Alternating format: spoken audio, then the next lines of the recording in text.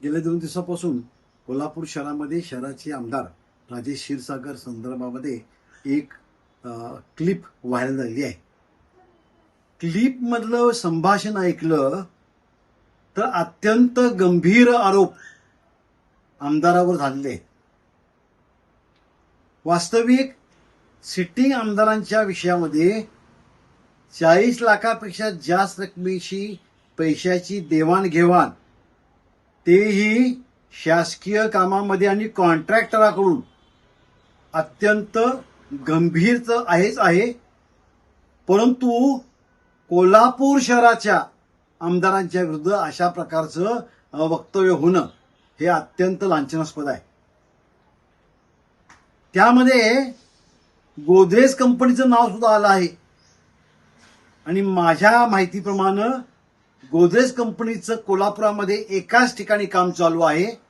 ज्या ठिकाणी आग लागली होती ती आग का लागली याचं उत्तर आजपर्यंत शासन देऊ शकलेलं नाही.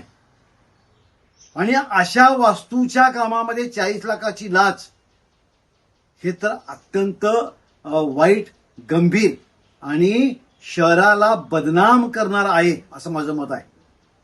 आणि त्यामुळं कुणी काही म्हणावं, कुणी काही खुलासे करावे यापेक्षा शासनानं, पोलिसांनी आणि विशेषतः अँटी करप्शन खात्याच्या अधिकाऱ्यांनी स्वतःहून गुन्हा दाखल केला पाहिजे. आणि या गुन्ह्याचा नवीन कायद्याप्रमाणे जो प्राथमिक तपास आहे, प्रिलिमिनरी इन्क्वायरी आहे, त्या इन्क्वायरी केलीच पाहिजे असं आमचं मागणी आहे. आ आ आई येस ब ब बदक क क कणीदार,